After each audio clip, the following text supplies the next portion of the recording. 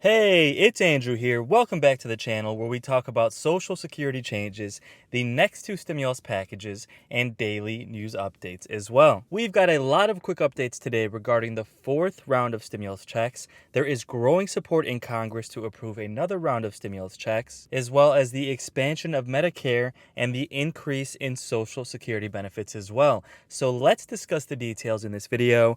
But before we do, don't forget to like this video and subscribe.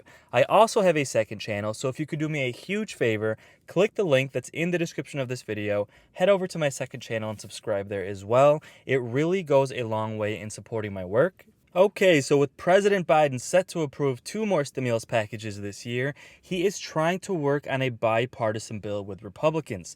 Unfortunately, Republicans keep lowballing Democrats trying to approve a tiny, targeted infrastructure bill, and liberal Democrats are pushing Biden to smash through a massive stimulus package, once again using budget reconciliation, the same thing they did to approve the third stimulus check with absolutely no Republican support. Democrats want him to include Social Security benefit increases, the expansion of Medicare, and some even want him to include another round of stimulus checks.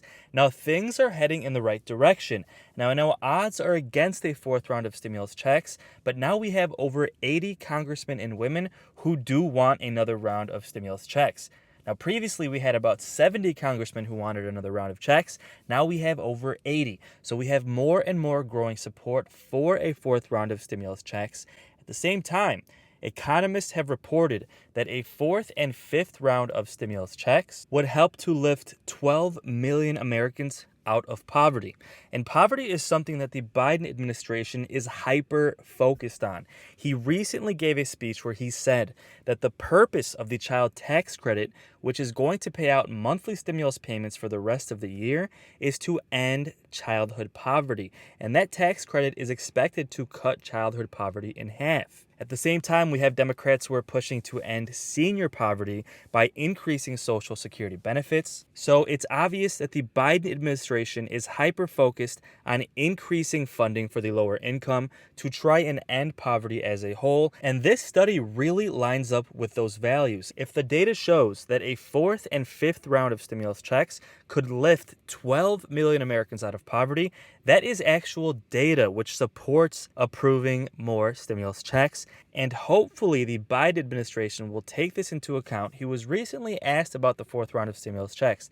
They asked him, does he want to approve a fourth round of checks? And he said, it's up to Congress. If Congress proposes a fourth round, he is up for consideration.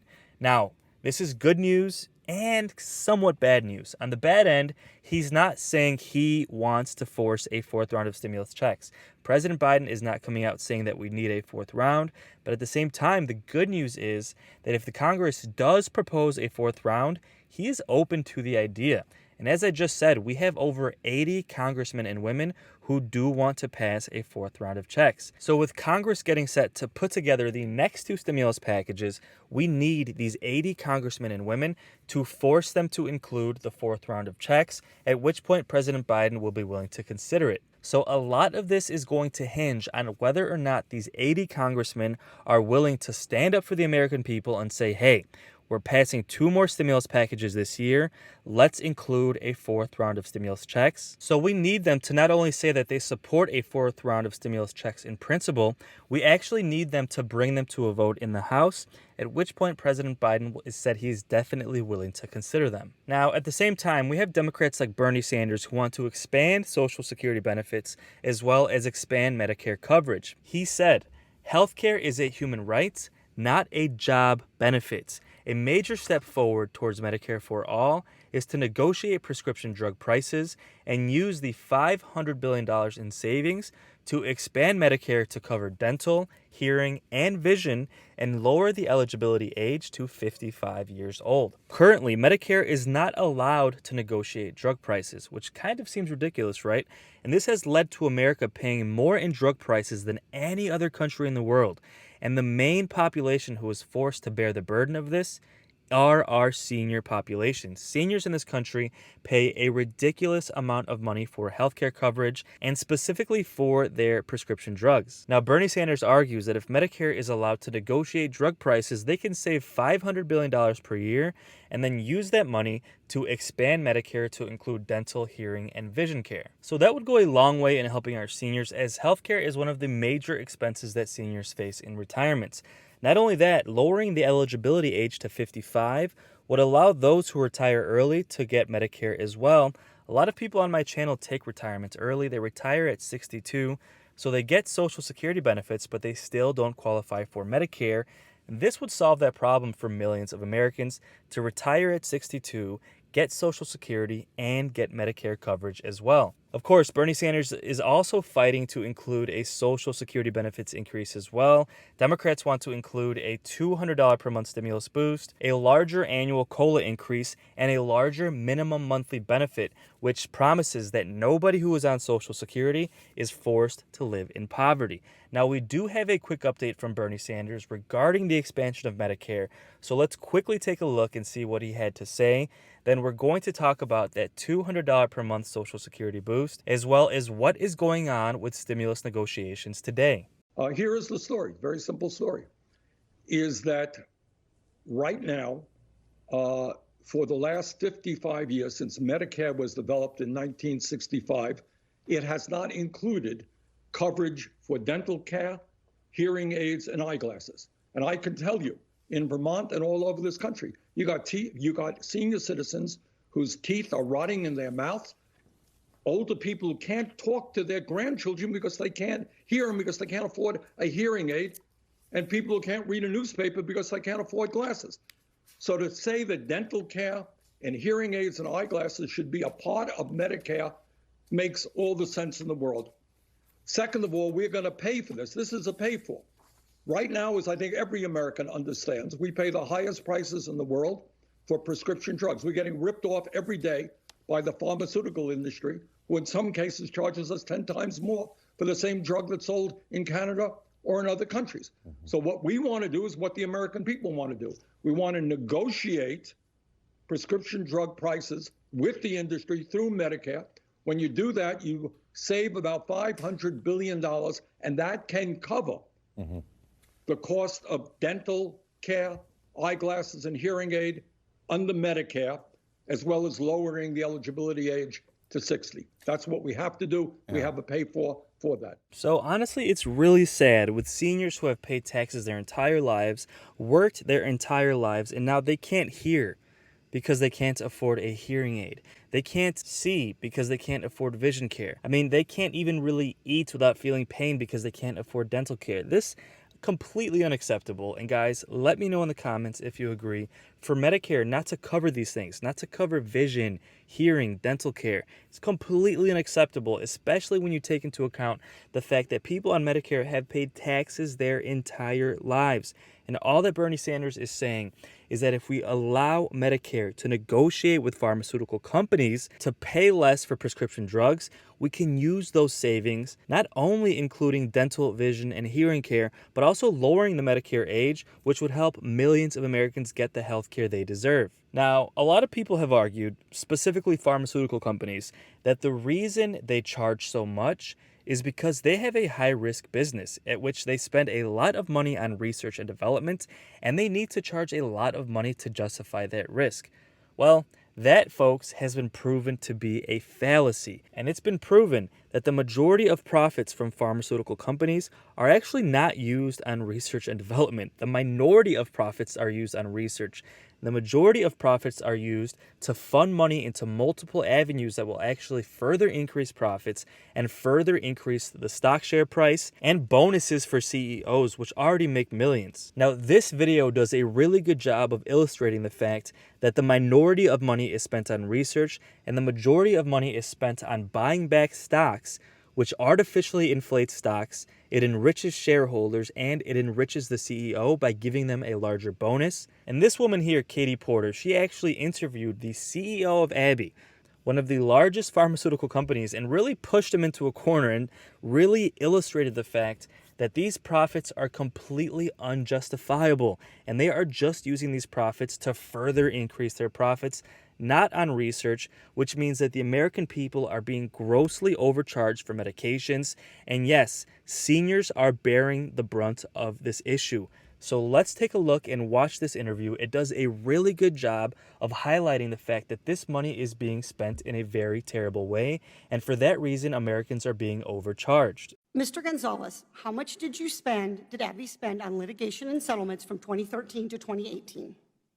I don't have that number offhand. We'll be happy to give it to you. Okay, $1.6 billion, $2.45 billion on R&D, $1.6 billion in litigation and settlements. What about marketing and advertising? How much does AbbVie spend on that? Well, marketing and advertising, we spend about $4 billion a year. Yep, 4.7, $1 billion. How about executive compensation, 2013 to 2018? 2013 to 2018, it's probably on average about $60 million a year. Try 334 on for size. Now, how much did AbbVie spend on stock buybacks and stock buybacks and dividends to enrich your shareholders from 2013 to 2018? Well, stock buybacks, if you actually look at just pure stock buybacks, it would be about $13 billion. Stock buybacks and dividends is the question, sir. Dividends, and have to come back with a number for that over that period of time. $50 billion.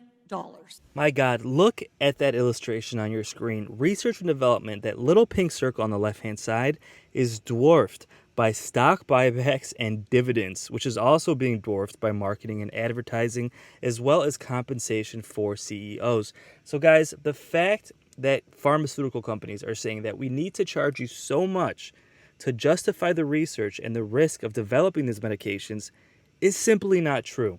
They're using this money to buy back their stocks, which when they buy back their stocks, it creates an artificial demand for the stock, which artificially inflates the price, enriches the stockholders, as well as creating a larger bonus for the CEO. So guys, this continues to be a massive problem, and this is why Bernie Sanders is fighting to lower drug prices, as well as expand Medicare and provide better coverage for our seniors.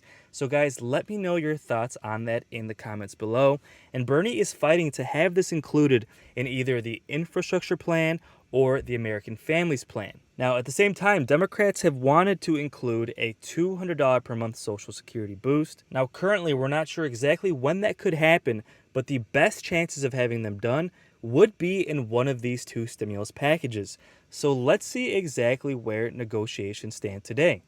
Well, President Biden is insisting on trying to approve a bipartisan bill. We all know that Democrats can use budget reconciliation once again, which would be the same thing they did for the third stimulus check and would allow them to bypass Republicans completely. Now, Biden doesn't want to do this. He's willing to do this, but first he wants to try and come to a bipartisan bill. Unfortunately, Republicans continue to lowball Democrats. Democrats want to approve a $2 trillion infrastructure bill, which does include stimulus, and Republicans have countered with either a $400 billion or $800 billion package. Now, Joe Biden campaigned on bipartisanship, so he wants to create a bipartisan White House. But guys, it does not seem to be working out. That being said, Biden will continue to try and get this done. Some experts say that President Biden is trying to do a bipartisan bill simply to appease Democratic Senator Joe Manchin. Joe Manchin being the most moderate of Democrats, and he says he does not want to do budget reconciliation until Democrats at least try to come to a bipartisan bill. So he is one main reason as to why President Biden is not just flying through straight to budget reconciliation. At the same time, we have liberal Democrats saying that President Biden, you cannot waste any time. We need to get these next two stimulus packages done quickly, and technically they only have until the end of September to approve the first stimulus package, because that is when fiscal year 2021 for the federal government ends. So basically, if they don't get this first stimulus package done before the end of September, it's essentially going to expire when the fiscal year 2021 ends for the federal government, at which point they'll then only be able to do one more stimulus package for fiscal year 2022. So this is why liberals are saying, Biden, stop wasting your time on a bipartisan package. Just get this done through budget reconciliation so we can do this quickly. And Nancy Pelosi has promised to have this first stimulus package done by the 4th of July. So there's a lot up in the air with Democrats pushing to include Social Security changes, Medicare expansion, as well as potentially a fourth round of stimulus checks. So we should have a lot of updates in the coming weeks. Don't forget to subscribe. I will keep you updated on the next two stimulus packages, Social Security changes, and daily news updates as well. And with that said, thank you so much for watching. Until the next video, take care and have a great day.